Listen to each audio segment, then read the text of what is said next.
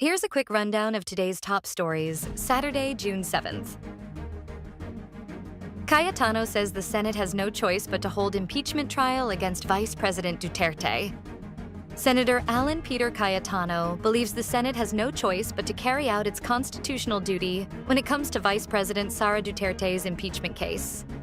Cayetano said in a statement that the Senate has no choice, that one cannot put to a vote on what should be done with the Constitution, and that it is clearly stated within the Constitution that there must be a trial. The veteran legislator and lawyer was obviously alluding to an attempt from his colleague, Senator Ronald Bato de la Rosa, to do away with the impeachment complaint against his ally, Duterte, by mere adoption of a resolution in plenary. The newly ratified Philippine-Japan Military Access Pact is a testament to friendship, according to the embassy.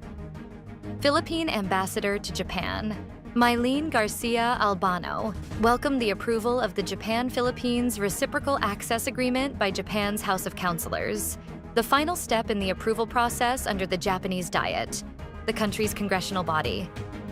The RAA is a pact that would allow the military troops from both countries to enter each other's territory for military exercises, which also include disaster response and logistics.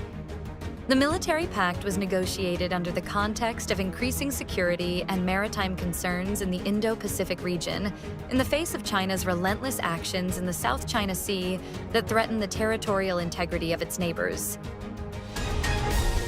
The PCO backs anti-fake news legislation and cites online platforms' role in curbing disinformation. The Presidential Communications Office reiterated its support for stronger social media and online content regulation, echoing President Marcos's directive to address the growing threat of fake news. During a House Tri-Committee hearing, PCO Secretary Jay Ruiz told lawmakers that there is an urgent need to define fake news in law and impose penalties for its deliberate spread, especially during critical periods such as elections. Ruiz warned that if left unchecked, online disinformation would erode citizens' ability to make informed decisions and jeopardize the integrity of democratic processes. The low-pressure area near Catanduanes brings widespread rains as PAGASA issues flooding and landslide warnings. A low-pressure area spotted near Catanduanes is bringing widespread rains over parts of Luzon and the Visayas on Saturday, June 7th, prompting the Philippine Atmospheric, Geophysical, and Astronomical Services Administration to issue warnings for possible flooding and landslides, especially in low-lying and mountainous areas. PAGASA said the weather disturbance, along with the prevailing southwest monsoon, or habagat, is bringing widespread rains across several parts of the country. PAGASA said it continues to monitor the LPA and will issue updates as necessary, and also urged the public and local disaster risk reduction management offices to stay alert and prepared, especially in vulnerable areas.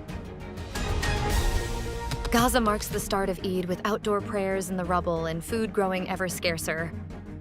Palestinians across the war-ravaged Gaza Strip marked the start of one of Islam's most important holidays, with prayers outside destroyed mosques and homes early Friday, with little hope the war with Israel will end soon. With much of Gaza in rubble, men, women, and children were forced to hold the traditional Eid al-Adha prayers in the open air, and with food supplies dwindling, families were having to make do with what they could scrape together for the three-day feast. Stay updated with the latest news. Visit our website at www.mb.com.ph or follow us on social media. Thanks for tuning in to the Manila Bulletin Daily Rundown.